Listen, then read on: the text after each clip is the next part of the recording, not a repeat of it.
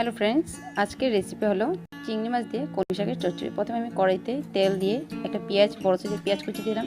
পেঁয়াজটা অল্প ভাজার পর ডুমো করে কেটে রাখা ঝিঙ্গা এবং আলু দিয়ে দিলাম। তারপর স্বাদ মতো নুন, হলুদ দিলাম। দিয়ে ভালো করে মশলার সাথে মিশিয়ে 3-4 মিনিটের জন্য ঢাকা দিয়ে রেখে দেবো।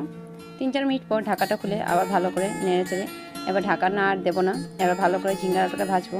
তারপর তাতে ডুমো করে কেটে রাখা বেগুন দিয়ে দিলাম। বেগুন দিয়ে বেগুনটাকে ভালো করে সব সবজির সাথে মিশিয়ে নিলাম। একসাথে মিশিয়ে ভালো করে ঢাকা দেবো না, ভালো করে কিছু সময় ভাজবো। ভালো করে কিছু সময় ভাজা হয়ে গেলে পর এবার তাতে পেঁয়াজ, রসুন আর লাল 3টা লঙ্কা করে দিয়ে একটা পেস্ট করে রেখেছিলাম, ওই পেস্টটা অ্যাড করলাম। তারপর তাতে শুকনো লঙ্কা দিলাম, দিয়ে এবার ভালো করে মশলাটা কষিয়ে নেব।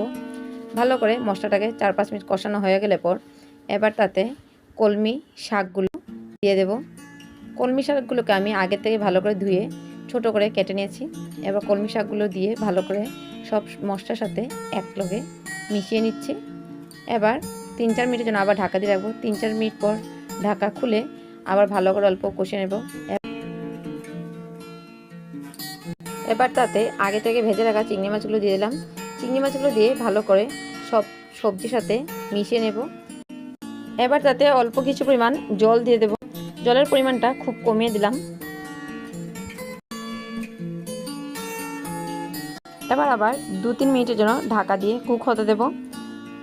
2-3 মিনিট পর ঢাকাটা খুলে অল্প নাড়ি চেড়ে গ্যাসের ফ্লেমটা অফ করে দিলাম। তৈরি হয়ে গেলো এবার আমাদের কলমি শাকের চচ্চড়ি। কলমি শাকের রেসিপিটি খেতে ভীষণ টেস্টি, আপনারা অবশ্যই ঘরে ট্রাই করে দেখবেন। Bye bye.